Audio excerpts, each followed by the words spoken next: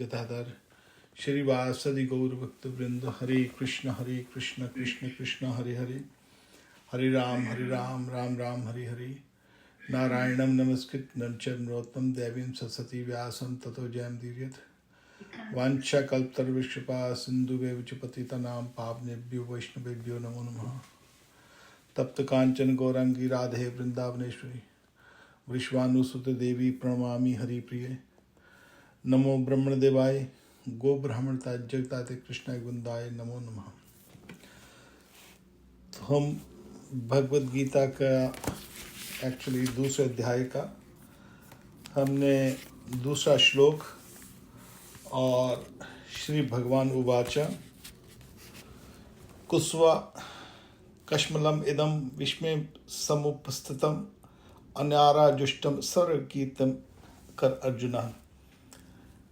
ये श्लोक में से हमने जो केवल पहला शब्द जो है श्री भगवान उवाचा, पिछले 2 हफ्तों से हम उसी के ऊपर चर्चा करने की चेष्टा कर रहे हैं कि वास्तव में जो भगवान शब्द है उसका अर्थ क्या है।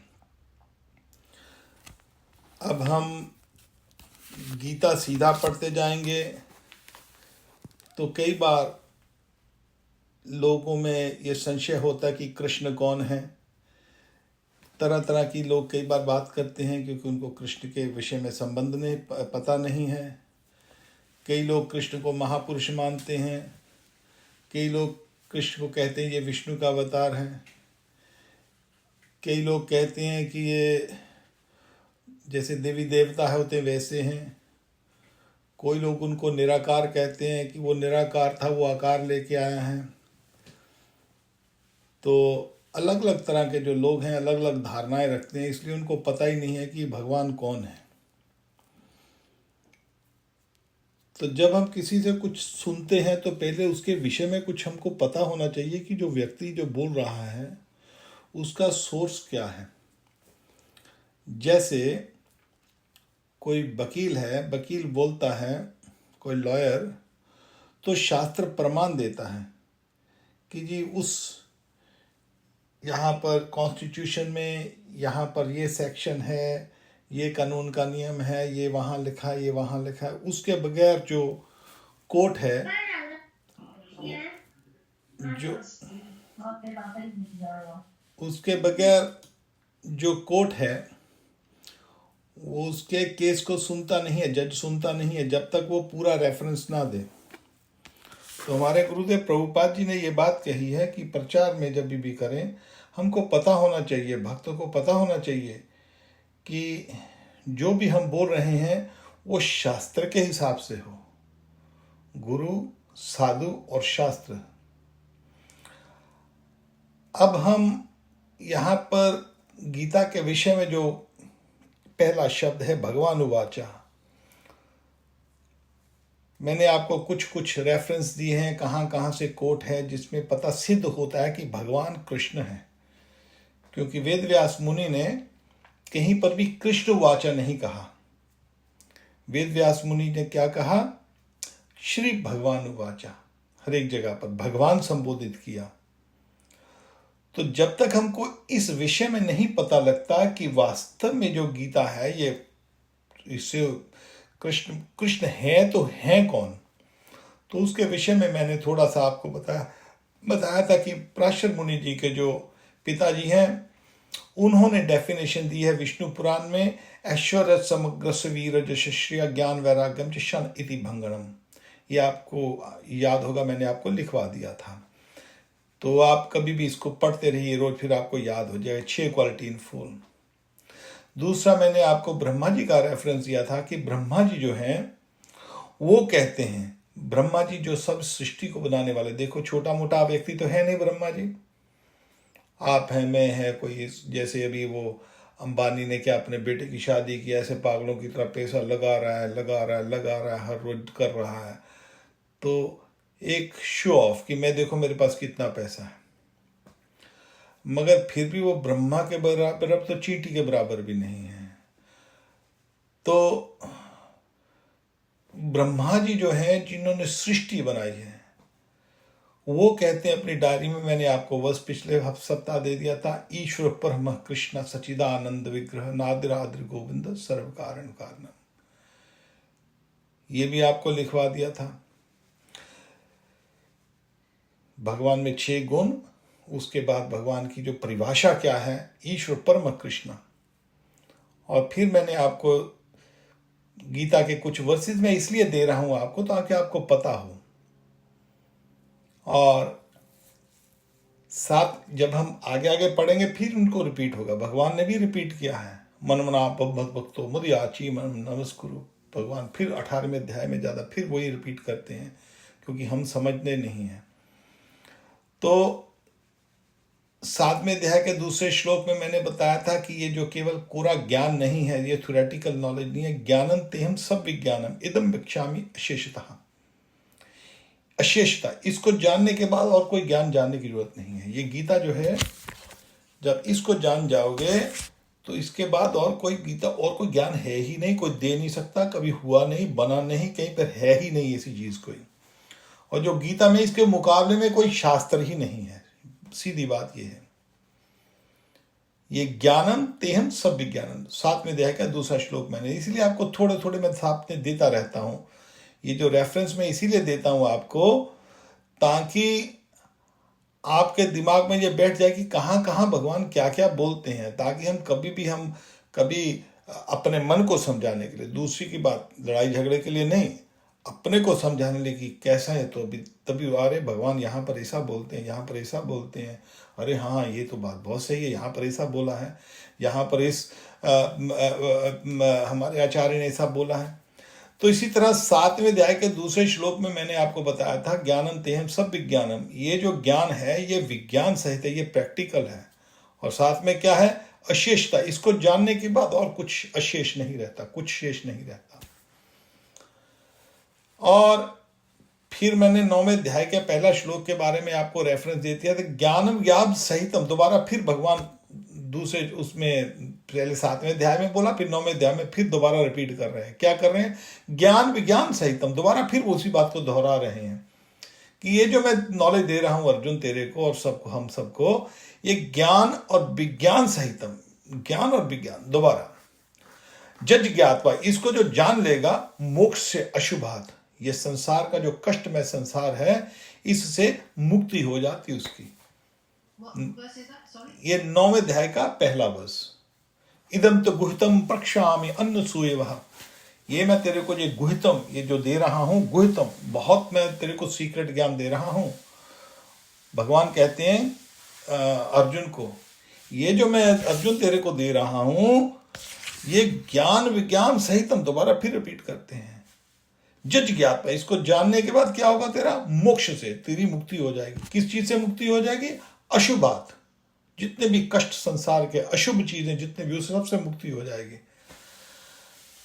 तो अब हम भगवान के विषय में ही अभी बात करेंगे, अभी श्लोकों के विषय में अभी चर्चा नहीं शुरू करेंगे अभी, क्योंकि श्लोकों में चर्चा करेंगे बाद में। पहले तो भगवान है तो हैं कौन, इसी के ऊपर हम अटक गए। अभी 2 घंटे पहले हो गए 2 लेक्चरों में, अभी आज तीसरा घंटा। अभी देखते हैं कितना भगवान करवाते हैं, जो जो अपने मुख से निकलवाएंगे। और आप ऐसा कर सकते हैं, अभी आपको मन में कुछ भी शंका हो तुरंत आप मेरे को पूछ सकते हैं। ये कोई लेक्चर नहीं है, ये टेलीविजन वाला लेक्चर तो है नहीं, शनिवार वाला, कि आप कुछ बोलेंगे नहीं ना। आपके मन में जो बात आती तुरंत आप मेरे को रोक सकते हैं, हम उसके ऊपर डिस्कशन कर लेंगे। कभी आपको कोई चीज़ समझ नहीं लगती, या कोई ऐसी चीज़ है जो आपके ऊपर से सर से निकल रही है, अरे प्रभु जी मेरे को तो समझ ही नहीं लगती आप क्या बोल रहे हो, तो हम उसको फिर हम दोबारा चेष्टा अपने एक्सप्लेन करने की, डिस्कस करने की चेष्टा करेंगे। ठीक है। अब यहां पर हमने 3 चीजें पहले हम डिस्कस कर चुके हैं, 6 गुण, उसके बाद ब्रह्मा जी की जो परिभाषा है ब्रह्म संहिता में, ईश्वर परमा, ये परम कृष्ण है, सब कारणों के कारण है। फिर हमने ये डिस्कस किया 7.2 और 9.1 के हिसाब से कि ये जो है ये ज्ञान और विज्ञान सहितम है। अब एक बात आती है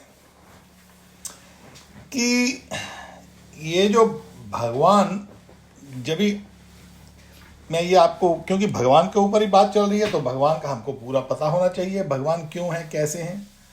अर्जुन को जब भगवान ने बतलाया, हम धीरे धीरे जब श्लोकों के ऊपर आएंगे,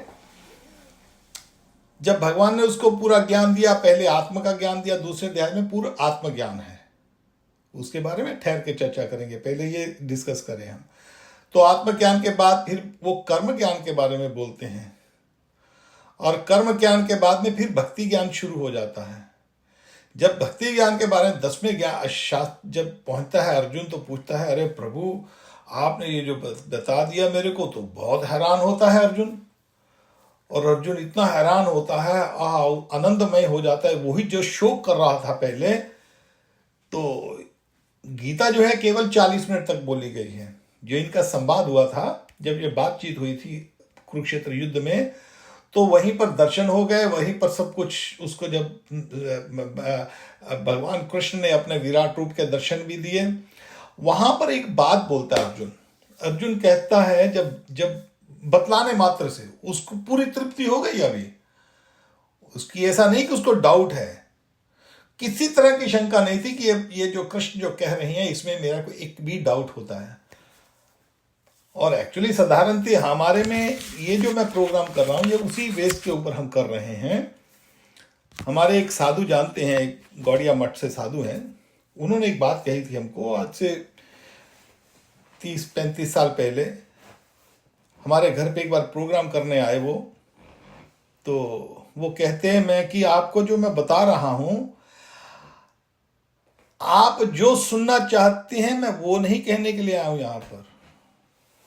जो आपको सुनने की जरूरत है, मैं वो कहने के लिए आया हूं। I am not here to what you want to hear, I am here to tell you what you need to hear. जैसे एक मरीज डॉक्टर के पास जाता है, तो अब डॉक्टर के पास जाके तो डॉक्टर दवाई देगा उसको, डॉक्टर चेक करेगा, और डॉक्टर चेक करता है तो डॉक्टर को पता होता है, देखते ही पता लग जाता है। जो हमारे आयुर्वेदिक में ऐसे नाड़ी पकड़ता है, डॉक्टर तुरंत बता देता है, अच्छा तेरे को ये बीमारी, तुम्हारा लिवर खराब है, तुम्हारा ये खराब है, तुम्हारा वो खराब है, तुम्हारा ये से, तो एकदम वो दवाई देगा। या कहीं पर को फोड़ा बोड़ा हो तो ऐसे पकड़ के देखता है, तो आदमी कहता वही चीखता है व्यक्ति, मगर डॉक्टर उसको काटता है, बोलता नहीं काटना पड़ेगा। अरे डॉक्टर बहुत दर्द हो रहा है, बहुत दर्द हो रहा है, अरे बोला नहीं काटना पड़ेगा, अरे मत काटो, नहीं काटना पड़ेगा। तो इसी तरह अध्यात्म जीवन में जब हम किसी साधु के पास जाते हैं, जो साधु है तत्वदर्शी साधु है, ऐसा वैसा साधु नहीं। आजकल जो 99% साधु बस वैसे ही है, साधु वाधु नहीं है। वो जो तत्वदर्शी साधु है, वो आपको जब दवाई देगा, शायद वो आपको कड़वी लगे, मगर उसको पता है ये दवाई अभी कड़वी लग रही है, मगर इसको मैं दवाई यही दूंगा, इससे ये ठीक होगा।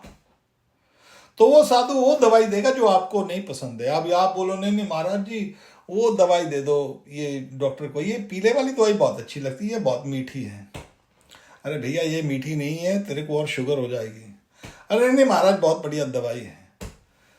तो साधारणतः लोग क्या करते हैं, किसी गुरु के पास जाते हैं तो उसको गुरुजी वो पसंद होता है जो उसके हिसाब से बात करे। तो वो गुरुजी बहुत अच्छे लगते हैं उनको, क्योंकि गुरुजी प्रसन्नता करते हैं। और गुरुजी भी क्या करते हैं, गुरुजी भी ऐसे लोगों के पास जाते हैं, गुरुजी को जहां से माल मिल रहा है, और गुरुजी को अपना लालच है, ये इसको मैं चापलूसी करूंगा, ये आदमी प्रसन्न रहेगा। वो बोलता गुरुजी अच्छे हैं, गुरुजी बहुत स्वीट बोलते हैं। चेला बोलेगा मतलब कि गुरुजी बोलेगा चेला स्वीट है। दोनों को अपना अपना लालच है, दोनों को लालच है, दोनों लालची हैं। मगर वास्तविक गुरु जो है उसको लालच नहीं होगा, वो परम दुखी। वो तो ये देखता है कि ये जीव जो है फंसा हुआ है संसार में, मैं इसको किसी ना किसी तरह यहां से निकालना है इसको। भक्ति सिद्धांत सरस्वती ठाकुर कहते हैं एक बात, प्रभुपाद जी के जो गुरु हैं वो कहते हैं कि जो असली माल क्या, असली जो भावना अमृत है, कृष्ण भावना, जो शुद्ध भावना है, उसके लिए ग्राहक नहीं मिलेगा, बहुत कम ग्राहक मिलेंगे। शुद्ध भक्ति के ग्राहक बहुत कम मिलेंगे, और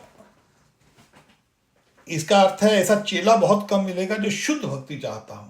गुरुजी मारे पीटे जो मर्जी करे, गुरुजी मेरे को बस, उसमें पैसे का लालच नहीं आगा। जैसे ये कथा है, पैसा नहीं लालच होना, पैसा एक बहुत बड़ा, खैर अलग, उसका अलग टॉपिक है, हम उस बात पे नहीं जाएंगे। मगर कहने का अर्थ ये है कि हम जो आपको बता रहे हैं, आप क्या सुनना चाहते हो हमको पता नहीं। हम तो यहाँ पर जो है वो एक सत्संग कर रहे हैं। जो हमारे तुलसीदास जी एक बात कहते हैं, बिन सत्संग न हरि कथा तिह मोह न भाग। सत्संग के बगैर तुम्हारा मोह नहीं जाएगा कभी भी। और परम सत्यम दी में ही परम सत्संग केवल विष्णु के लिए होता है, और किसी के सत्संग किसी और के लिए नहीं होता है, केवल और केवल विष्णु के लिए। और मोह गए बिन राम पद, मोह जाने के संसार का मोह छूटने के बगैर होय न दृढ़ अनुराग। भगवान में अनुराग नहीं हो सकता जब तक हमारा संसार से मोह नहीं टूटता। एक महाराज जी हैं, अनिरुद्धा महाराज जी हैं, जयपुर में हैं, भजनानंदी, बहुत अच्छे साधु हैं। उन्होंने एक बात कही, वो कहते हैं बहुत काल करी सत्संगा, बहुत काल, बहुत देर तक, बहुकाल करी सत्संगा, जब तक आप बहुकाल तक सत्संग नहीं करते विष्णु का, बहुकाल करी सत्संगा, जब ही होगा सबसे मन भंगा। तभी आपका संसार से मन भंग होगा, जब तक आप बहुत ज्यादा सत्संग नहीं करते, विष्णु का नाम नहीं, विष्णु का चर्चा बस, और किसी का और चर्चा नहीं। और आजकल इसीलिए मैं ये जरूरी है आपको बताने वाला, क्योंकि भगवान के ऊपर हम चर्चा कर रहे हैं। पहले आप इस बात को समझ जाओ, भले हमको 2 घंटे और लगे, भले 2 बुधवार और लग जाए एक ही टॉपिक के ऊपर, मगर हमको एक एक टॉपिक उसी के ऊपर, जब तक हम उसको पूरा घोट कर, उसको निचोड़ कर अपने मन में नहीं धार लेते कि इस शब्द का ये अर्थ है, यहां लिखा है, इस शास्त्र में यहां से प्रमाण है, इसका यहां प्रमाण है, इसका यहां प्रमाण है, इसका यहां प्रमाण, जब तक हमको उसका नहीं पता लग जाता, हमारी भक्ति दृढ़ नहीं होगी। और आजकल मैं आपको बताता हूं, जैसे स्पष्ट शायद किसी को बुरा लगे, पता नहीं, मगर जैसे आप देखो, अब कबीर पंथी हैं, अभी कुणाल ने मेरे को एक भेजी थी कोई वीडियो, कि किस तरह मुसलमान लोग केरल में गीता छाप रहे हैं, जो उनकी भाषा में एक मनगढ़ंत गीता छाप रहे हैं। गीता वही है, कृष्ण का नाम है, सो ही है, उसके अंदर मुसलमान छाप रहे हैं ताकि उसमें गलत मतलब दे रहे हैं। मैं यहां पर नाम लूंगा कुछ, शायद किसी लोगों को पसंद ना हो। खैर ये प्रोग्राम टीवी पे तो नहीं जा रहा है, हमारा पर्सनल प्रोग्राम है, तो मगर फिर भी रिकॉर्डिंग तो हो रही है। आज टीवी पे रिकॉर्डिंग भी आज नहीं हो रही है, क्योंकि आज उनका नेट डाउन चला गया, हमारे श्रीनाथ प्रभु का। तो मैं भक्तों के लिए यहाँ पर केवल ऑडियो रिकॉर्ड कर रहा हूँ। मगर अब क्या करें, कुछ नाम मैं इसलिए ले रहा हूँ, और वो लोग हमारे धर्म को गालियाँ निकालते हैं, हमारे शंकर जी को गालियाँ निकालते हैं, मैया दुर्गा को निकालियाँ देते हैं, कृष्ण को दे देते हैं, राम को दे देते हैं। जब हम हिंदू लोग कुछ बोलते हैं, अरे देखो देखो देखो देखो, ये तो लोगों की निंदा कर रहे हैं, लोगों निंदा कर रहे हैं, लोगों की निंदा कर रहे हैं। अरे हम अपने धर्म के लिए कुछ नहीं बोल सकते। हमारे हिंदुओं में यह बहुत बड़ी कमी है। हम किसी को जो हमारे धर्म को गलत बोलता है, हम आराम से सुन लेते हैं। जब हमारे धर्म, हम किसी को बुरा बोलते हैं, बुरा हम बोलना नहीं चाहते, जो हमारे धर्म को बुरा बोल रहा है, जब हम उनको उसकी एक्सप्लेनेशन देते हैं, अरे नहीं ये उनकी निंदा कर रहे हैं, ये इनकी निंदा कर रहे हैं, महाराज जी ऐसा क्यों बोल रहे हैं, महाराज जी ऐसा क्यों बोल रहे हैं। नहीं, आपको बोलना चाहिए। आपके बाप को कोई गाली निकाले, आपकी माँ को गाली निकाले, आपकी माँ बहुत सुंदर है, आपका बाप बहुत सुंदर है, बहुत बहुत गुणशाली है, सर्व गुण संपन्न है आपका पिताजी, और कोई पड़ोसी वाला आके आपको ऐसा बोल दे, तो आप उसको बोलेंगे, भाई साहब आप क्यों बोल रहे हो, पहले तो इसी हिसाब से बिताओ, भाई आपको कोई गलती लग गई है, गलत फहमी लग गई है। अभी कोई जानबूझ कर और ईर्ष्या से ही बोलता जाए, भाई आपका भी तो फर्ज है ना। आपकी कोई बहन को टच कर जाए, कोई माँ को कुछ बोल जाए, तो आप उठोगे नहीं, बोलोगे नहीं क्या? बोलना चाहिए। तो ये जो मैं भगवान के ऊपर विषय कर रहा हूं, केवल भगवान, जो हमारा अभी पहले हमारा जो जो टॉपिक चल रहा है अभी, श्री भगवान वाचा, भगवान तो हैं कौन, उसके विषय में जैसे मैंने पहले बता दिया आपको, कुछ श्लोक हमने दिए हैं 6 गुणों के, ब्रह्मा जी की डेफिनेशन, और उसके बाद दोबारा फिर ज्ञान विज्ञान सहितम 7:2 और 9:1 में। अब एक और बात आती है, अर्जुन कहता है, अर्जुन को जब पता लग गया कि ठाकुर जी, अरे प्रभु आपने मेरे को बता दिया, ओहो बहुत अच्छा, तब यहां पर एक अर्जुन 10वें अध्याय के 12वें और 13वें श्लोक में, ये लिख लेना आप, इसको रेफरेंस लिख लेना बस। आपको जल्दी नहीं है इन श्लोकों को याद करने की, एक हफ्ते के अंदर सारे श्लोक आप याद कर लो, बिल्कुल चिंता मत करो, भले आपको कोई श्लोक याद ना हो, केवल उसका अर्थ याद हो जाए। एक शब्द याद कर लेना, भले हफ्ते का एक शब्द, दूसरे हफ्ते दूसरा शब्द याद कर लेना, तीसरे हफ्ते तीसरा शब्द याद कर लेना। आप इसे चलना है, अपने को भाग के नहीं चलना, समझ के चलना है। अर्जुन ने क्या बोला, एक बात बोली, यहां पर भगवान का विषय चल रहा है हमारा, तो 10वें अध्याय के 12वें और 13वें श्लोक में अर्जुन कहता है, इसके विषय में पहले आपको आज थोड़ा सा व्याख्या करनी है 12वें 13वें पे, क्योंकि भगवान के विषय में रिलेटेड है ये श्लोक। अर्जुन कहता है, परम ब्रह्म परम धाम पवित्रम परमम भवान पुरुषम शाश्वत दिव्यम आदि देवम अजम विमुम। इसमें एक एक शब्द में बहुत बहुत गूढ़ ज्ञान छिपा है। ये मैं इसलिए बोल रहा हूं, 2 कारण है। एक और मैं आपको बता दूं, कबीर पंथी एक रामपाल है, कबीर पंथी हरियाणा में, उसने भी एक गीता छाप दी है। उस गीता के अंदर, कौन बोल रहे जी? ठीक है, तो उस मूर्ख ने गीता छापी है, उसके अंदर उसने क्या किया है कि कबीर को भगवान बना दिया है और कृष्ण को वो देवी देवताओं की तरह रखा है। कृष्ण को बोलता है कृष्ण कबीर का अवतार है। और एक यहां पर एक संस्था है, यहां पर आपके पंजाब में बहुत, लुधियाना में बहुत प्रचलित है, राम शरणम। वो मैं गुस्सा, मैं क्या करें, मैं नहीं कह रहा हूं, भगवान कह रहे हैं इन सबको। वो भी कहता है कि भाई राम कोई और है, और इसी तरह आप गुरु ग्रंथ साहब उठाएंगे तो गुरु ग्रंथ साहब में वो राम बोलते, ये राम हिंदुओं का राम नहीं है। अच्छा ठीक है भाई, तुम्हारे में वहाँ पर मेरे को याद नहीं, यहाँ पर उसमें वृंदावन का वो जो देवकी का और मधुसूदन का, उसमें काफ़ी व्याख्या की हुई है। वो उन्होंने हमारे जो साधु हैं उनसे उठाई हुई है, ये सब जो भी है। अब व्याख्या सारी राम की है, कृष्ण की है। बोलते नहीं, ये जो राम है हम इसके ऊपर एक निराकार है, वो अलग राम है। अच्छा भी, राम भी अलग है, ठीक है। अभी कृष्ण की व्याख्या जो आपके ग्रंथ साहब में, नहीं वो भी अलग कोई दूसरा कृष्ण है। अच्छा ठीक है, चलो दूसरा कृष्ण। आप ये आगे भगवती जी होए सहाय, उनके वो एक शुरू होता है, जब भी को कुछ कार्य करते हैं उसमें कहते हैं भगवती को भगवती होए सहाय, देवी की पूजा है उसमें।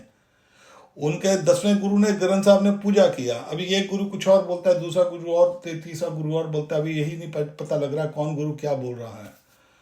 तो वहां पर भगवती बोलते जी देवी भी कोई और है। अच्छा ठीक है, अभी देवी भी और है। फिर अब शिव जी भी कोई और है। तो सब, अरे भी तो निकाल दो ना इनको, तुम क्यों हमारे वो रखे हुए आपने। तो कहने का भाव क्या है, बोलते जी निराकार है, वो निराकार है। अब इन निराकारवादियों के लिए भगवान ने, निराकारवादियों के लिए 7वें अध्याय का 24वां श्लोक पढ़ लेना। बस 7वें अध्याय का 24 लिख लो, बस 7:24 लिख लो, ठीक है। तो जो व्यक्ति भगवान को बोलता है कि वो निराकार है, उसके ऊपर कुछ नहीं है, वो ऐसा है, वो वैसा है, तो 7वें अध्याय, ये मैं आपको सारे रेफरेंस दे रहा हूं ताकि भगवान के प्रति आपको पता लग जाए कि भगवान है तो है, क्यों कृष्ण भगवान है। 7वें अध्याय के 24वें श्लोक में, अवक्तम वक्ति मापनंद मन्नते मम बुद्धाया परम भावम जानंतो मम अभ्यम अनुत्तमम। मैं जब प्रोग्राम देता हूं तो बोल देता हूं भैया, आज अभी मैं आपको शनिवार को जब होता है तो मैं आपको नंबर नहीं देता हूं, ये मैं इसलिए दे रहा हूं आपको ताकि आपके इस नोट्स में हो जाए। तो भगवान 7वें अध्याय के 24वें श्लोक में कहते हैं, वक्तो वक्ति महापरतम, जो मेरे को कहता है कि मैं निराकार था अब आकार लेके आया हूं, उसको भगवान कहते हैं अबुद्धया, मूर्ख है वो। तो जो भी है, जिसका भी ग्रंथ है, जो भी बड़ा गुरु है, कोई जो भी रिलीजन है, जो भी मत है, उस गीता में भगवान ने उसको अबुद्धाया कहा है, मूर्ख कहा है। अबुद्ध, उसकी बुद्धि नहीं उसके पास। क्यों नहीं है? भगवान कहते हैं आगे 7वें अध्याय के 24 श्लोक में, परम भावम जानन, तो वो मेरे परम भाव को नहीं जानते। मम, अरे मैं अनश्वर हूं, मम अव्ययम अनुत्तमम, सर्वश्रेष्ठ हूं, इससे ऊपर और कोई नहीं है। भगवान ये बता रहे हैं। 7वें अध्याय में भगवान ने अर्जुन को बता दिया था, अर्जुन मैं, जो लोग मेरे को निराकार मानते हैं, अरे ब्राह्मणों प्रतिष्ठा हम, इस ब्रह्म को बनाने वाला मैं हूं। परम भावम जानन, तो वो नहीं जानते। अब एक और श्लोक इसके अंदर आप ऐड कर लेना, चौथे अध्याय। और ये मैंने बता दिया आपको, वक्तमति महाप्रतन मन्नते मम बुद्धाया, ये मूर्ख लोग नहीं जानते। परम भावम जानन, तो मेरे भाव को नहीं जानते। मम अव्ययम, अरे मैं अनश्वर हूं, मैं नाश होने वाला नहीं हूं। मैं ये नहीं कि पहले अब शरीर लेके आऊं, मेरा शरीर मर जाएगा, फिर मैं ज्योति बन जाऊंगा, ऐसा नहीं है। अनुत्तमम, सर्वश्रेष्ठ हूं, मैं सर्वश्रेष्ठ हूं। ये 7वें अध्याय का 24वां श्लोक है। जो लोग कहते हैं जी गुरु जी जाके जी ब्रह्म में लीन हो गए, गुरु जी ज्योति में ज्योत समा गए, इसका मतलब वो नष्ट हो गए। हम दूसरे अध्याय में अब दोबारा फिर आएंगे उसके ऊपर, फिर एक और भी श्लोक है, ना तक जात ना आशम ना, उसके ऊपर नहीं डिस्कशन करेंगे। मगर यहां फिर चौथे अध्याय के 6वें श्लोक में एक और बात लिख लेना। चौथे अध्याय के 6वें श्लोक में भगवान कहते हैं, अजोपि सन अभ्यमात्मा, हे अर्जुन, ये मैं जो आता हूं ना, मैं ये कोई दूसरा शरीर लेके नहीं आता हूं। जैसे ये लोग कहते हैं, अरे कोई और, ये तो कोई और शरीर है, ये तो पहले लाइट थी, वो लाइट जो है वो कृष्ण बन के आ गए, तो कभी राम बन के आते हैं। अरे ऐसा नहीं है। भगवान जो है वो कहते हैं अजोपि, अजन्मा, मैं अजन्मा हूं, भगवान कहते हैं चौथे अध्याय के 6वें श्लोक में। अजोपि, मैं अजन्मा हूं, मेरा कभी जन्म नहीं होता। सन अव्यय, मैं अविनाशी हूं। फिर भगवान कहते हैं कि भूता नाम, मेरा जो आत्मा भूता नाम, जितने भी जो परम ईश्वर, मैं सबका भूता नाम ईश्वरोपिसन, मैं सबका ईश्वर हूं। प्रकृति स्वाब अधिष्ठाय, मैं दिव्य रूप लेके आता, मेरा जो शरीर है वो दिव्य है।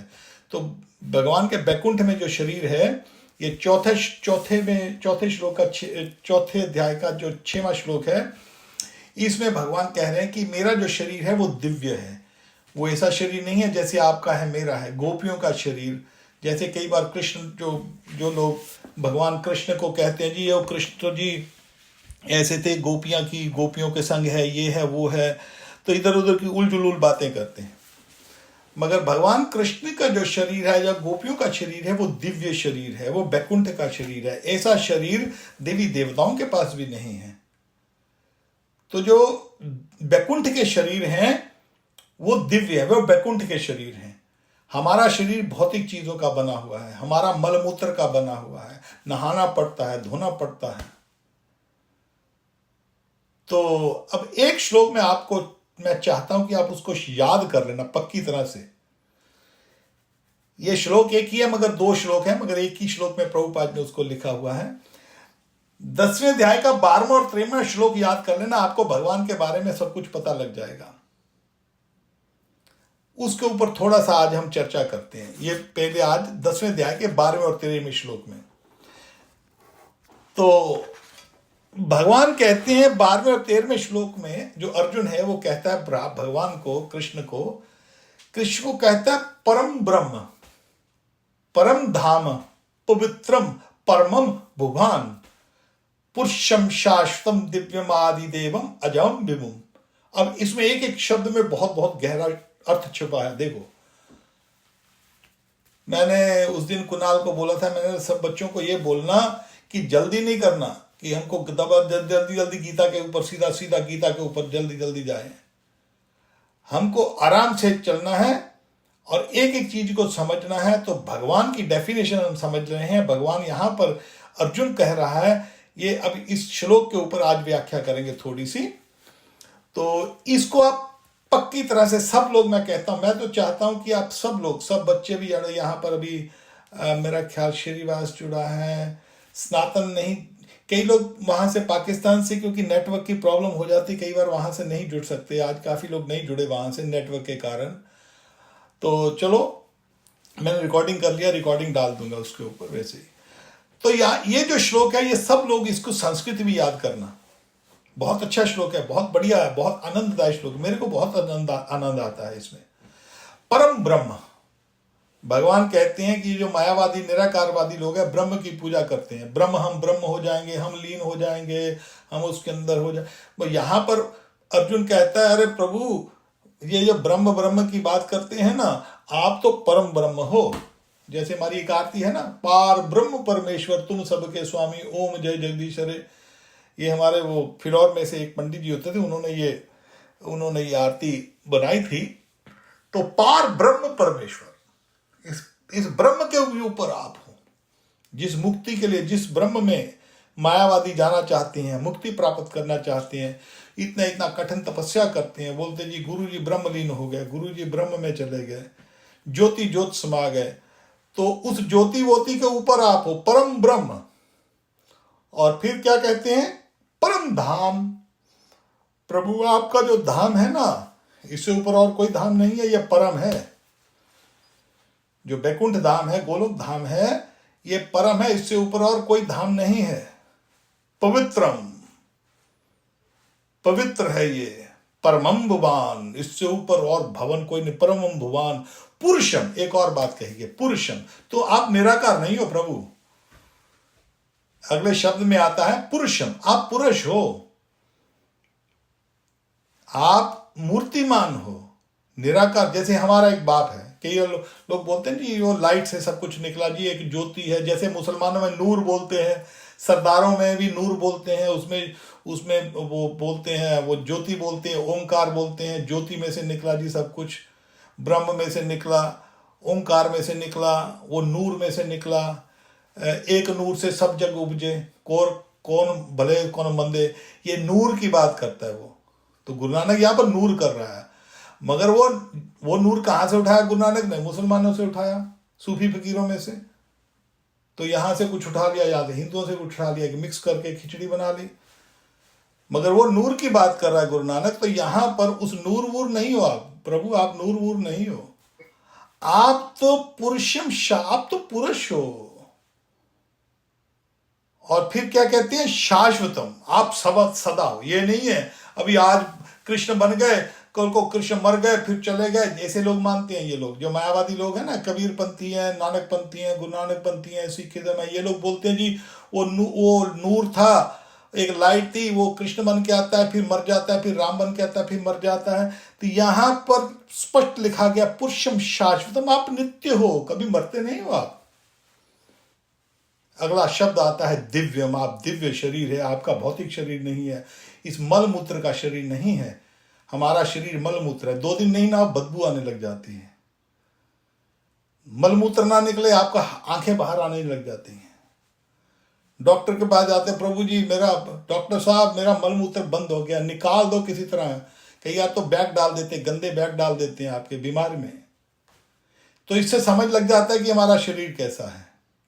मगर हमारे प्रभु का, कृष्ण का शरीर ऐसा नहीं है, अरे दिव्यम है, आदि ओरिजिनल है, उससे ऊपर पहले कोई था नहीं। अभी देखो वही रिपीट हो गया, कनेक्ट कर लो इसको।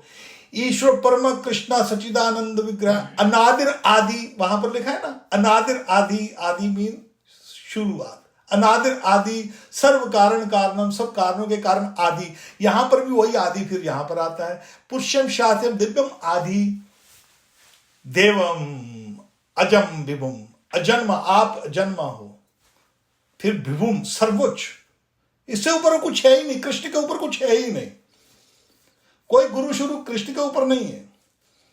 ये जितने लोग आते हैं जो गुरु के बारे में बोलते हैं जी गुरु ऊपर है जी, गुरु ऊपर है जी, कृष्ण से ऊपर है, देवताओं से ऊपर है, ये है वो, अरे गुरु नीचे है। गुरु भगवान के चरणों का, गुरु दास होता है प्रभु का, गुरु के ऊपर थोड़ी होता है, भगवान के ऊपर थोड़ी गुरु शुरू है। गुरु तो दास है उनका, उनके चरणों में बैठा है, उनका कृपा मूर्ति है। तो यहां पर विभुम सर्वोच्च वो भगवान है। फिर एक और बात कहते हैं अर्जुन, यहां पर बहुत महत्वपूर्ण बात है इस श्लोक के ऊपर। उस श्लोक में यह है, कई बार कोई व्यक्ति सोचेगा अरे अर्जुन तो प्रभु का दोस्त था, इसलिए शायद उसको वो क्या बोलते हैं बटर, वो क्या बोलते हैं उसकी, वो बटर लगा रहा है, मक्खन लगा रहा है। वैसे अरे मक्खन नहीं लगा रहा है, बोलते भगवान मक्खन, वो अर्जुन मक्खन नहीं लगा रहा। अर्जुन कहता है अहुत्वाम ऋष्य सर्व है। अरे सब ऋषि मुनि कह रहे हैं भगवान प्रभु आपको मैंने ये कहा, आप परम ब्रह्म हो, परम धाम हो, पवित्र हो, परम हो, भुवान हो, पुरुषम हो, शाश्वत हो, दिव्यम हो, आदि हो, देवम अजम हो, विभुम हो। देखो कितना कुछ कहा इस श्लोक के अंदर ठाकुर को अर्जुन ने। फिर वो कहता है कि ये मेरा विचार नहीं है, कि अर्जुन का विचार है। अरे प्रभु आपने मेरे को दिखा दिया, मेरे को दिव्य आंखें दे दी, आपने मेरे को दिखा दिया, मगर प्रभु सब ऋषि मुनि कह रहे हैं, बड़े बड़े ऋषि मुनि कह रहे हैं। कौन कैसे कैसे ऋषि कह रहे हैं?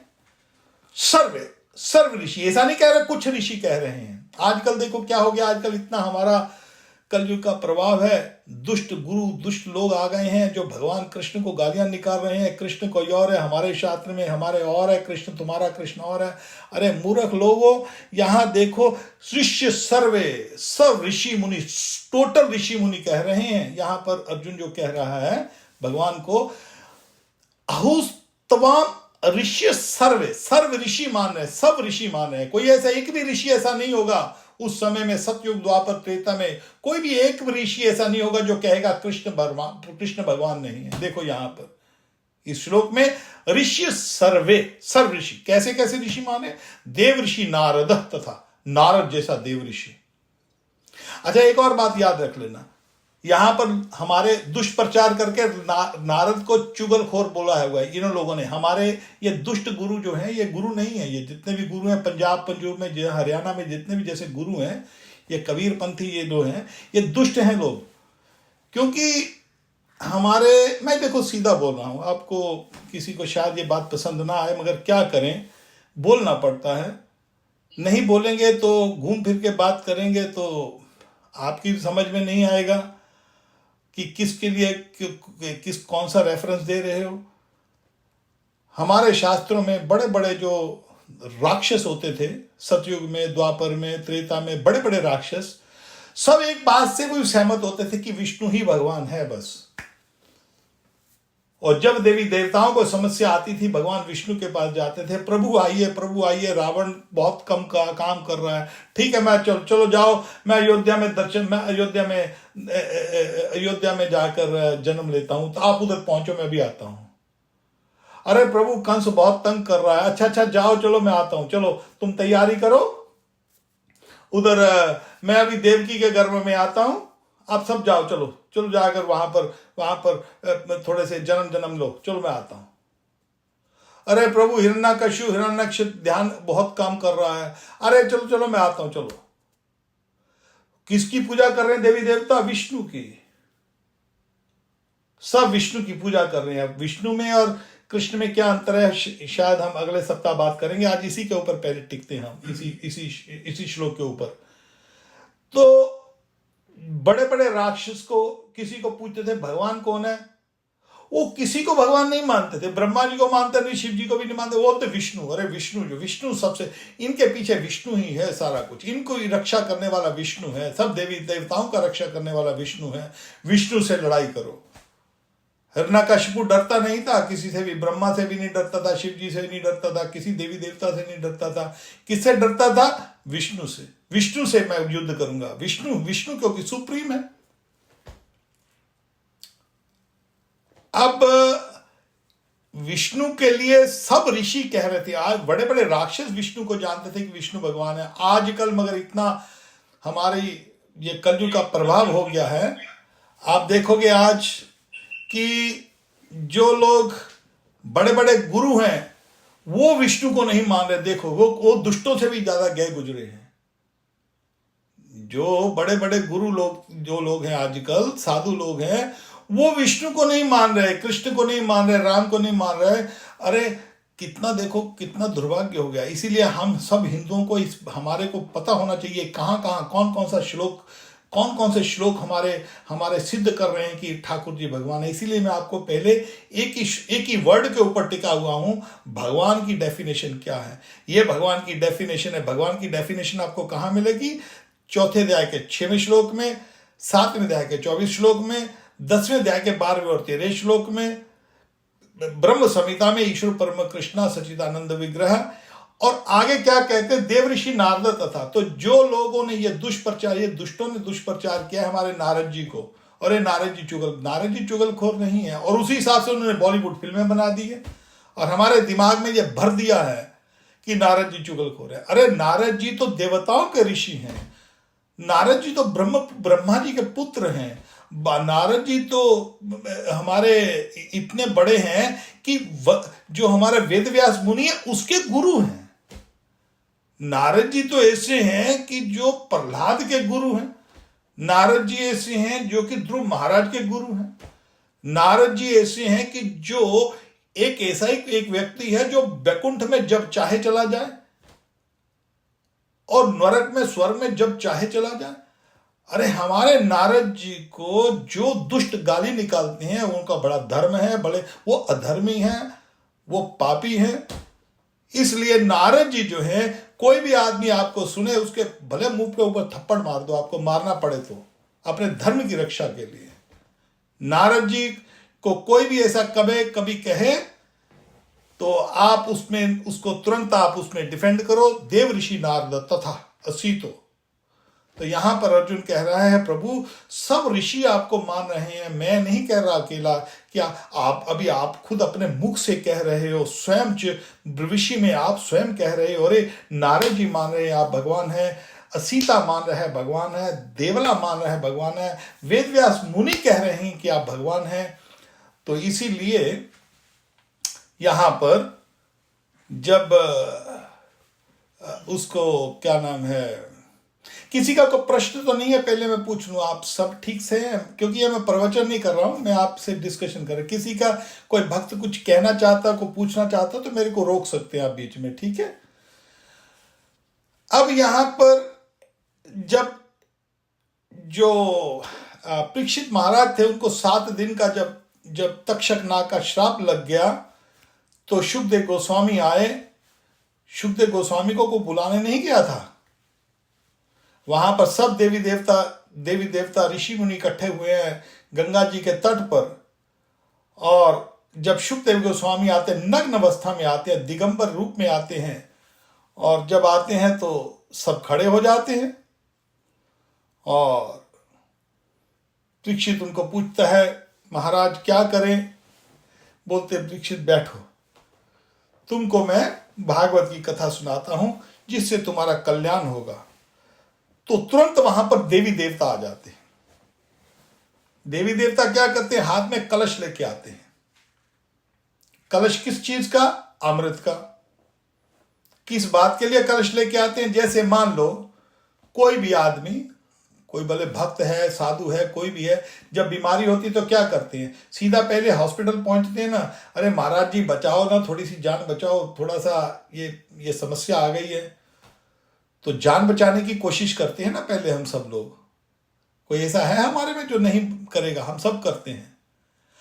अब वहां पर जब देवी देवता आए तो देवी देवता परीक्षित को कहते हैं, अरे सॉरी, शुकदेव गोस्वामी को कहते हैं, शुकदेव गोस्वामी अरे महाराज ये परीक्षित को 7 दिन का श्राप है, 7 दिन के बाद मर जाएगा ना। समस्या क्या? मरने की समस्या है ना। अरे इसको तक्षक नाग आएगा मारेगा, समस्या तो यही है ना कि तक्षक आगे मारेगा। अरे हम इसको बचाते हैं, आप चिंता मत करो। ये लो हमारे पास कलश है, ये कलश, ये अमृत, इसको पिला दो। अरे तक्षक का बाप भी नहीं आके मार सकेगा इसको। मगर देखो कितनी बड़ी चीज दे रहा है वो। देवता कलश दे रहे हैं अमृत का कि शुकदेव गोस्वामी महाराज आप इसको दे दीजिए, ये पिला दीजिए, इससे इसकी मृत्यु होगी नहीं, ये अमर हो जाएगा। और इसका जो जो भागवत आप करना चाह रहे हो ना, इसको भी कृष्ण कथा जो देना जा रहे हो, उस अमृत के बदले में आप कृष्ण कथा हमको दे दो।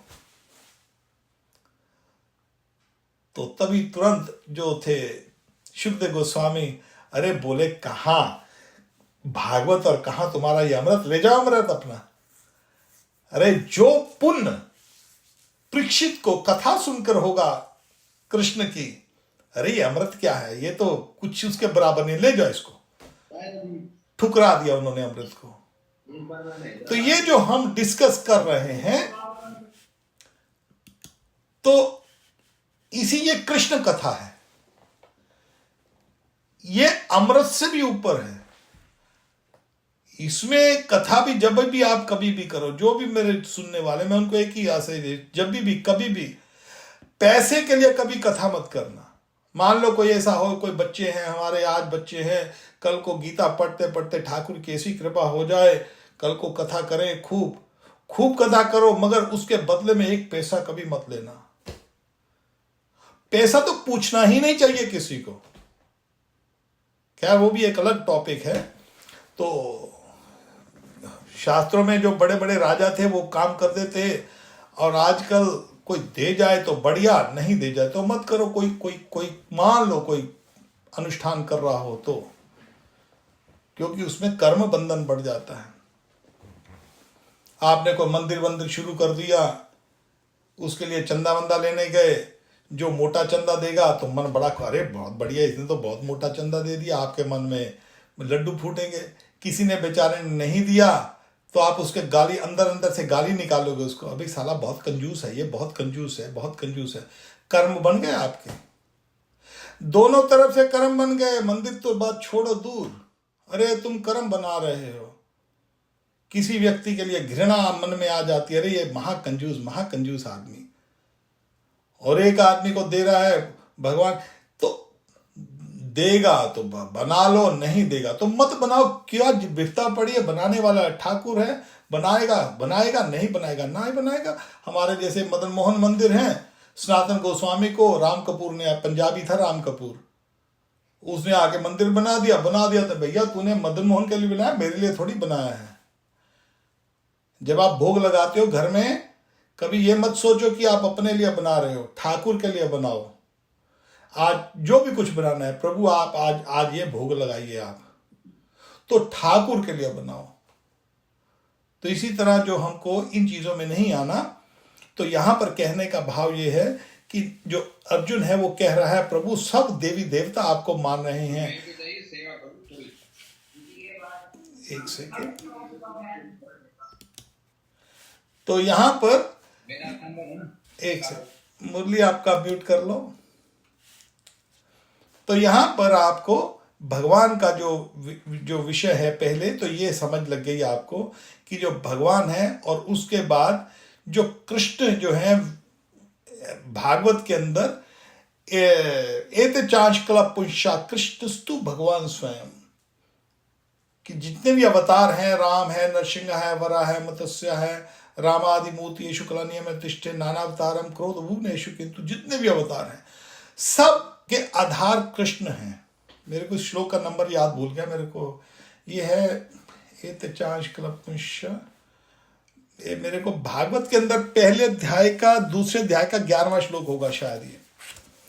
तो एत चांचकला पुंस नहीं, वो अलग है, वो बदंती बदस्ते सत्व, ये अलग श्लोक है, मेरे को अभी इसका नंबर याद नहीं है।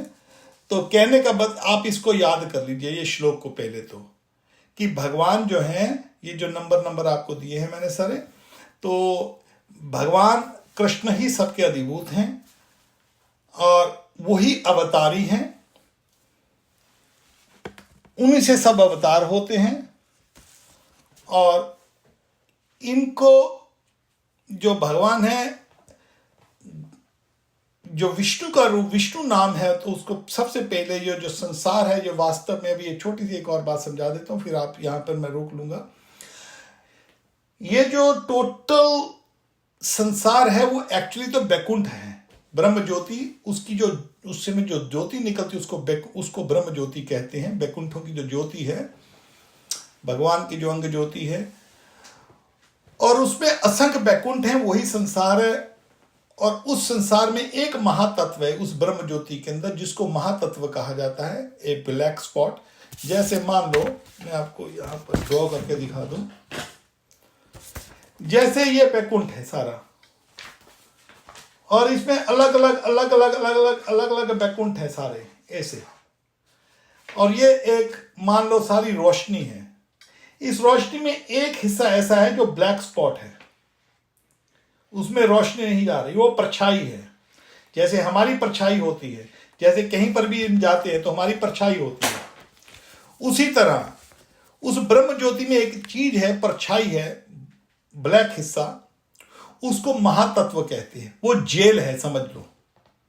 जैसे एक राज होता है, जैसे ये राज है, ये राजा है, राजा कृष्ण है, और वो जो कृष्ण है वो अलग अलग बैकुंठों में बैठा है विष्णु के रूप में, और एक जेल बनाई है। ये जो जेल है ये महातत्व कहते हैं, जिसमें हम हैं। उस महातत्व जेल के अंदर, उसको बनाने के लिए भी कोई जेल है, तो जेल बनाने वाला भी कोई चाहिए। अब बनाने वाले तो भगवान ही है, जब जो कुछ होगा ही नहीं तो कौन बनाएंगे? भगवान। तो उस पहले पुरुष को जो उस जेल में जाके लेटता है, उसको कहते हैं महाविष्णु, भगवान कृष्ण। आप समझ लग गई सबको? आसानी से समझ लग गया? मेरे को हाँ ना कर दीजिए कभी। कोई मुश्किल तो नहीं लग रहा है ना ये? और थोड़ा सा मुश्किल है। कुणाल समझ लग रही है कि नहीं लग रही है? ठहरो, कुणाल समझ लग रही है कि नहीं लग रही? समझ लग रही है, कोई ऐसी बात नहीं है। मेरे पास फोटो वोटो नहीं है, मेरे को इतना श्लोकास हैं, ये तो समझ लग रही है सर। ठीक है, ठीक है। अब मैं ये टॉपिक पहले विष्णु का टॉपिक ले लेता हूं, उसके बाद फिर आगे करेंगे। तो जो एक्चुअल जो वास्तव जगत है वो है बैकुंठ। बैकुंठ ही बैकुंठ है। उस राज के अंदर एक जेल है, जैसे हर एक कंट्री के अंदर एक जेल होती है, तो वो जेल महातत्व, ये जेल है। यहां पर भगवान विष्णु लेटते हैं, कृष्ण अपने श्वास से श्वास लेते हैं और श्वास अंदर को आता है। उनका एक एक श्वास जो है वो जो है 4000 युग का एक श्वास आता है। उसमें असंख्य बैकुंठ, उसमें असंख्य ब्रह्मांड निकलते हैं। उसकी एक फोटो मैं आपको शायद भेजूंगा व्हाट्सएप के ऊपर। ये आजकल यहाँ पर नासा ने भी एक ढूंढा है, बोलते कि वेदों, क्योंकि वो भी वेद लोग पढ़ते हैं, नासा वाले भी। कई चीज़ें ऐसी हैं जो उन्होंने संस्कृत से, हमारे शास्त्रों से उठाई हैं। और उसके विषय में जो मैं आपको एक और साइंटिफिक बात बताता हूं, जिस आदमी ने एटम बॉम्ब बनाया था, उसने गीता को पढ़कर ही एटम बॉम्ब बनाया था। उसका नाम पता नहीं, जो भेजा था, जो हिरोशिमा क्या था जापान में, जो पहला क्या नाम था श्यामा सखी, जिसने, हाँ, उसका भी आपको मैं व्हाट्सएप के ऊपर भेजता हूं कि उसने क्या बोला था गीता के बारे में। तो खैर, इस महातत्व में जहां पर भगवान विष्णु लेटते हैं, जिससे सब ब्रह्मांड निकलते हैं, यहां पर जीव नहीं निकल रहे, ब्रह्मांड निकल रहे हैं। भगवान ब्रह्मांडों की उत्पत्ति करते हैं, असंख्य ब्रह्मांडों की। उस जी प्लैनेट्स नहीं, प्लैनेट्स तो होते ग्रह होते हैं, ब्रह्मांड जिसके अंदर अलग अलग ग्रह होते, एक ब्रह्मांड, हाँ, कॉस्मोस। जैसे ये ब्रह्मांड है, हम इस ब्रह्मांड के अंदर हैं। ये एक एक ब्रह्मांड, असंख्य ब्रह्मांड निकलते हैं। उस ब्रह्मांडों को निकालने वाले विष्णु को कहते हैं महाविष्णु, या उनको कहते हैं कारणोदक्षाई विष्णु। आप लिख लीजिए, जो भगवान जिस विष्णु के रूप में ब्रह्मांडों की उत्पत्ति करते हैं, उसको कहते हैं महाविष्णु, या कहते हैं कारणोदक्षाई विष्णु, क्योंकि वो कारण है ना, हर एक वस्तु के कारण है ना वो। अब जब ब्रह्मांड तैयार हो गए, तो एक एक ब्रह्मांड में भी तो कोई बैठेगा जाके, ब्रह्मांडों को कैसे चलाएंगे?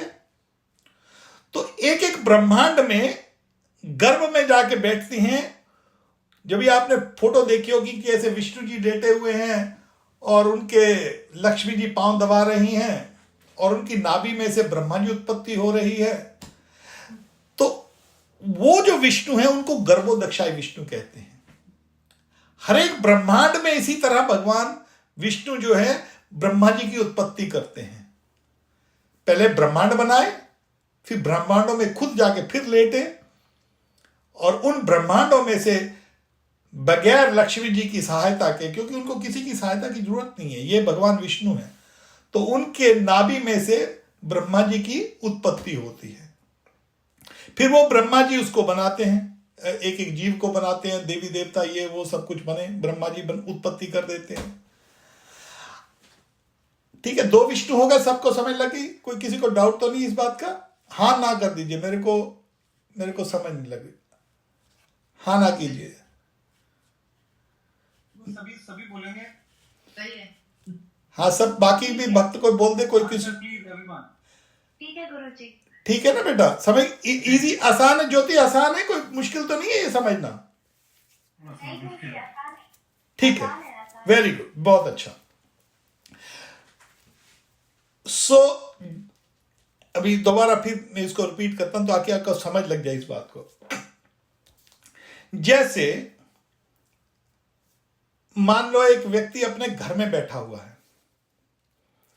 अब घर में बैठा हुआ है तो घर के अंदर वो आराम से बैठेगा, आराम से लूज कपड़े पहनेगा, कभी छोटी सी निकर भी पहन के ऐसे आराम से बैठेगा, किसी को कोई लेना देना नहीं है, माँ के साथ, बहन के साथ, पत्नी के साथ, बच्चों के साथ आराम से बैठा हुआ है।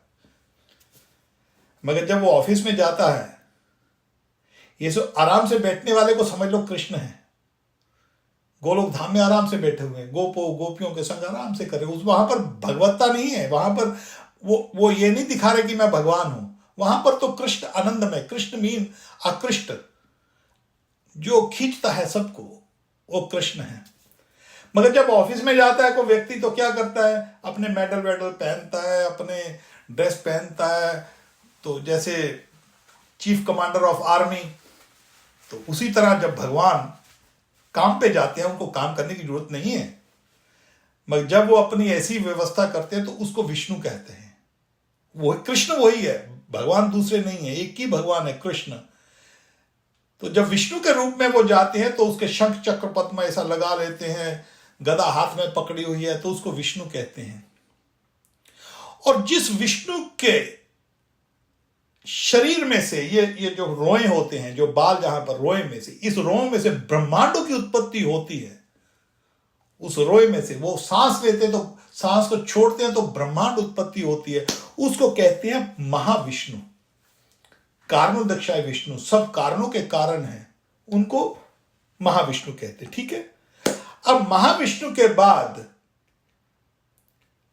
जो ब्रह्मांड पैदा हुए, उस ब्रह्मांड में भी विष्णु जाकर दोबारा फिर बैठते, एक एक विष्णु बैठता है, उस विष्णु को कहते हैं गर्भोदक्षाय विष्णु। जैसे गर्भ में बैठ जाता है कोई, इसलिए गर्भोदक्षाय विष्णु।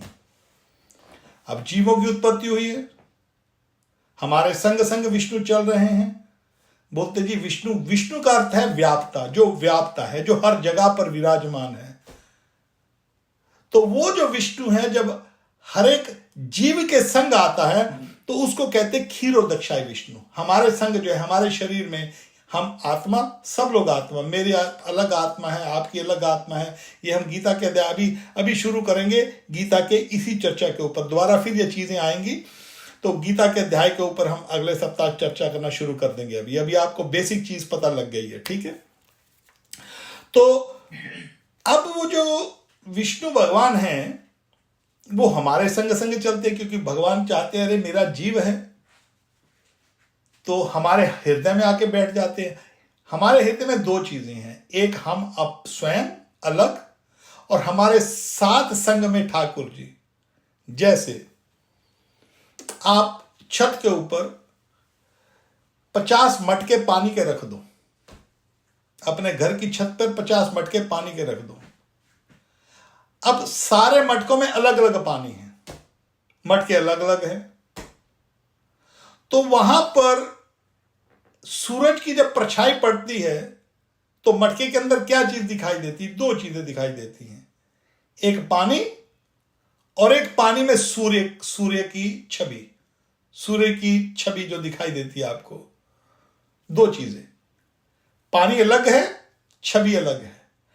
अब जो छवि है सूर्य पानी के अंदर, क्या सूरज को ऊपर से छोड़ के आना पड़ रहा है आपके संग आने में पानी में? ना, वहां बैठे बैठे वो आपके पानी में छवि दिखाई दे रही है। बस कृष्ण इसी तरह हमारे संग संग चलते हैं। गोलोक एक निवष्टि अखिलात्मभूतो गोविंदमादि पुष्यम तमम भजामि। भगवान गोलोक में बैठे हैं वहां पर कृष्ण, मगर विष्णु के रूप में हमारे संग संग चलते हैं। वहां पर उनको छोड़कर आना नहीं पड़ता। यहां पर जब यहां पर लीला भी करते, भगवान गोलोक खाली करके नहीं आते, गोलोक में बैठे रहते हैं और एक अलग कृष्ण तैयार हो। कृष्ण वही है, एक अलग कृष्ण की लीला यहां पर दिखाई दे रही है इस ब्रह्मांड में, एक दूसरे ब्रह्मांड में, एक दूसरे ब्रह्मांड में हमारे संग संग। जब यहां पर मान लो अमित जी हैं वहां पर बैठे कृष्ण का नाम ले रहे हैं अपने बंगा में बैठकर, हरे कृष्ण कृष्ण कृष्ण हरे हरे, हरे राम राम राम हरे हरे। और वहां पर मितांश बेंगलोर में बैठा, हरे कृष्ण कृष्ण कृष्ण हरे हरे, हरे राम राम राम हरे हरे। मुरली पाकिस्तान में ले रहा है, हरे कृष्ण कृष्ण कृष्ण हरे हरे, हरे राम राम। तो जहां जहां भी ले रहा है भगवान तुरंत उसके संग होते हैं। भगवान संग संग साथ चल रहे हैं हमारे सबके संग। इस भगवान को जो हमारे हृदय में बैठे हैं उसको वही भगवान, जब हम महामंत्र जप करते हैं तो भगवान कहीं ऊपर से आकर हमारे पास नहीं आएंगे कि अरे मैं यहां से बोलूंगा भगवान को, फिर वहां ऊपर जाके कैसे सुनाऊंगा, वहां पर बैकुंठ में बैठे हैं, यहां पर फोन कैसे लगाऊंगा। अरे आपको कुछ लगाने की जरूरत नहीं है, कोई नेटवर्क है, यही नेटवर्क है, यही सब कुछ है। तो ठाकुर जी हमारे संग संग चलते हैं। जो हमारे हृदय में बैठे हुए हैं विष्णु, उसको परमात्मा कहते हैं।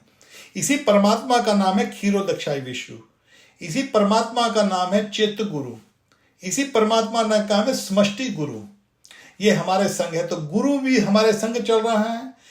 कृष्ण और गुरु में अंतर नहीं है, इसीलिए कृष्ण वही कृष्ण समष्टि गुरु हमारे हृदय में है।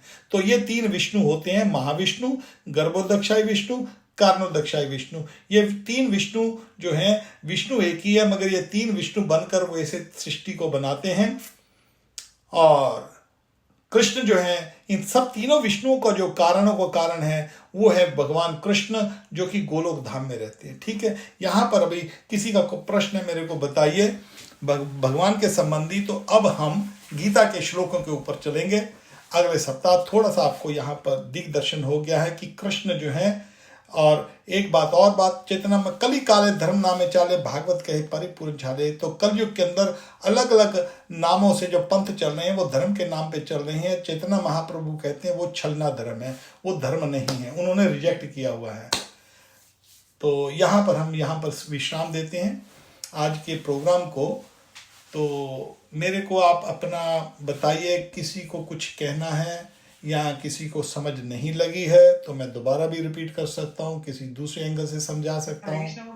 बोलो। हाँ विपिन बोलो। राधेश्याम जी, आपने जो अभी ड्रॉ करके बताया था उसको एक बार दोबारा समझाएं। ठीक है, अलग अलग मैं आपको एक फोटो भेजूंगा आपको। वो मैनर में फोटो लगी, मेरे पास फोटो नहीं है, तो मैं आपको वो फोटो जो है वो आपको यहाँ पर हमारे मैनर में वो फोटो लगी हुई, मैं देखता हूँ कभी मेरे पास होगी शायद। अरे नहीं होगी, इधर वो भागवत के पहले कैंटो में है। मैं आपको भेजता हूँ फोटो, जो पहला कैंटो है ना उसका जो कवर है उसमें है। मैं आपको कवर में फोटो भेजता हूँ आपको। ठीक है, ठीक है। हाँ ठीक है। बोलिए प्रफुल्ल जी। राधेश्याम। आपका कोई प्रश्न है? प्रश्न कुछ नहीं है। ठीक है, लेक्चर अच्छा था आपका। जय राधे राधे। राधेश्याम जय ठाकुर जी। राधेश्याम। अच्छा, आप बोलिए श्रीवास। वेणु माधुरी माता जी बोलिए।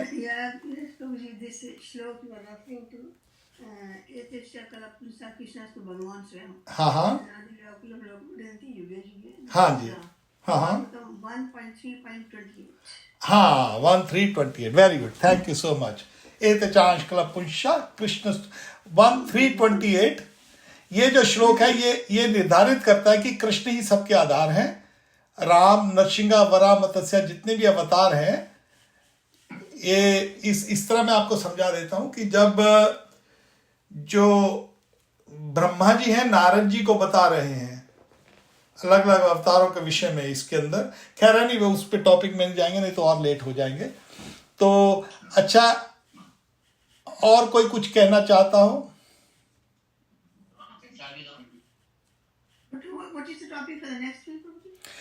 हम गीता के ऊपर ही चल रहे हैं। आज हमने ये जो श्लोक है, एक्चुअली केवल भगवान के ऊपर हम चर्चा कर रहे थे 2-3 हफ्तों से। तो अब भगवान यहाँ पर बोलना शुरू कर रहे हैं कि अर्जुन को अभी ज्ञान देना शुरू करेंगे, क्योंकि अर्जुन शोकायुक्त था। तो शोकायुक्त होने के बाद अब जो भगवान है उसको थोड़ा सा हम सीधे, मेरा ख्याल ज़्यादा टॉपिक के ऊपर आपको पता लग गया है कि वो अर्जुन कहता है कि अभी गुरुओं की हत्या हो जाएगी, सबकी हत्या होगी, तो हमारे को क्या लाभ है, इससे तो बेटर हम भीख मांग लें, क्या जरूरत है। तो वो उनकी शरण में चला जाता है। गुरु कहता है शिष्य से शादी माम तो हम प्रपन्न, मैं आपका शिष्य हूँ, आप मेरे को बतलाइए। तो फिर भगवान वहाँ पर अर्जुन को कहते हैं कि अर्जुन, तू बात तो बहुत बड़ी पंडितों की तरह कर रहा है, मगर ये जो शोक कर रहा है, ये शोक करने के योग्य नहीं है। तो तो ये जो श्लोक है, कुछ भक्त याद करना चाहे तो मैं श्लोक इसी से शुरू करूंगा अभी। श्री भगवान उवाचा, श्लोक नंबर 11, हम 11वां श्लोक से शुरू करेंगे। अभी हम सिस्टेमेटिकली चलेंगे यहाँ से।